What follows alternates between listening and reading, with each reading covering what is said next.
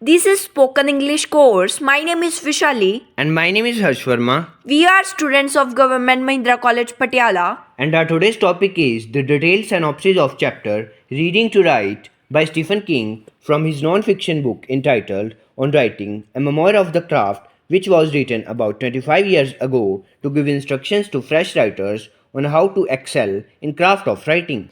Reading seems to be simply holding a book and giving it a cursory reading, but that is not the case. An effective reading is creative in nature, and the more a reader reads, the more indulged he becomes in the text.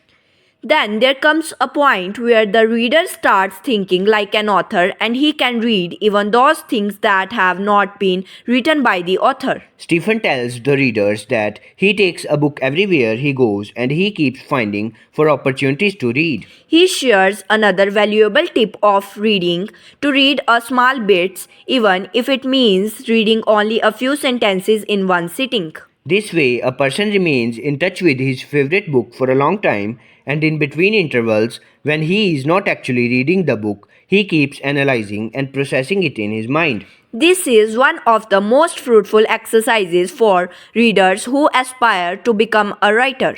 Reading itself is not an enough exercise, rather, to ponder upon what we have read is the actual purpose of reading. Stephen gives reference of waiting rooms at railway stations and other public places which, according to him, are meant for reading. However, there is no restriction of time and place for a reader who can enjoy reading his favorite book in crowded buses, malls, and even in theatre lobbies. Technology has made reading much easier thanks to ebooks and audiobooks. Now, a person can even read while driving through audiobook. King himself admits that many of the books he reads in a year are audiobooks. This chapter is author's earnest attempt to accept one's reading habit as a milestone of learning without caring for the others or their perception. Some people believe that reading while eating seems rude, but King counters this notion, saying that in order to succeed as a writer, one should avoid concerning others' opinions of being rude or secluded from the rest of the world. As long as you are not irritating someone with your thoughts, speech, or actions, it is completely okay. But along with this, if you wish to become an author, people will get offended no matter how great you are. You cannot satisfy each and everyone with your writing. So King advises to stop paying much attention to others' opinions and start reading as per your own interest and suitability of mood, time and place. Continuing other possible places of reading, Stephen King takes book reading to another level when he admits that he even takes his books along to fitness center. While waiting for a cardio machine to get vacant for himself, he likes to read a few pages while waiting. Moreover, while watching television in advertisements, he does not miss a chance to flip a few pages of his handy book. Stephen also says that most of the time watching TV is not his priority because TV shows are full of false propaganda and exciting news that lead your brain nowhere with zero growth. Instead of wasting time in watching television, it is better to improve your reading skills and develop a rich vocabulary that will help you in personal growth and public impression in communication. An effective reader can easily become an influential speaker and writer if he knows how to use suitable words in suitable situations. The entire learning process relies on the habit of reading.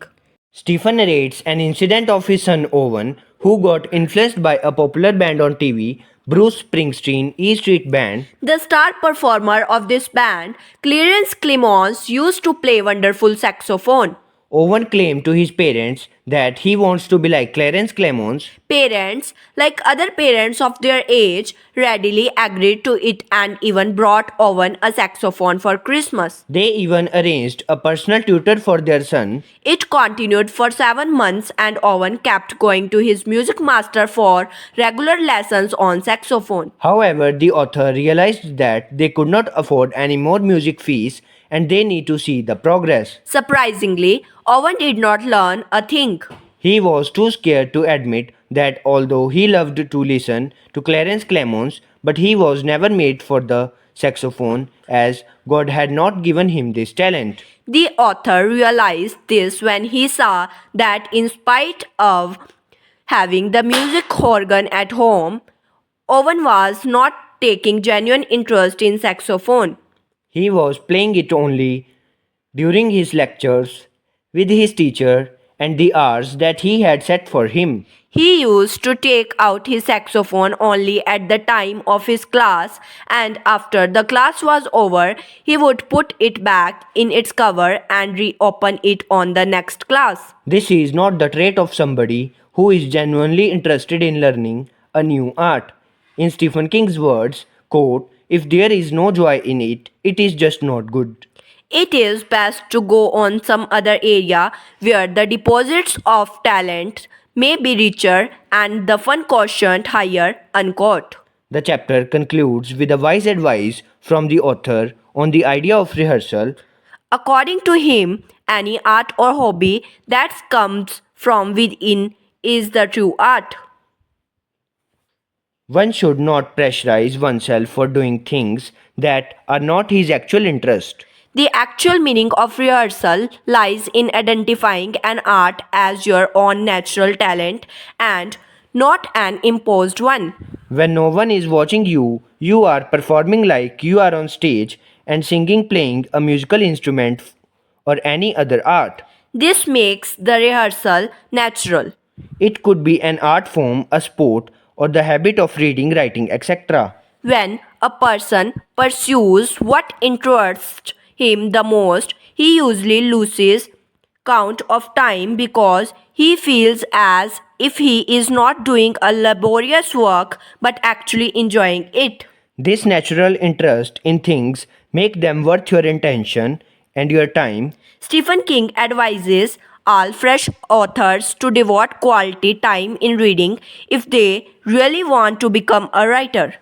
The real significance of reading is that it opens up one's brain and helps us develop new ideas and effective vocabulary with ease. A great writer first needs to be a good reader because reading is the best exercise to get exposed to the endless sea of thoughts, idioms, themes, words, and grammar forms.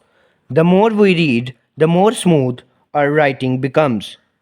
Constant reading teleports us into an imaginary world where we can imagine things happening in front of our eyes. This kind of an experience, which happens with our senses, is timeless and permanent. Thanks for the watching. Stay tuned.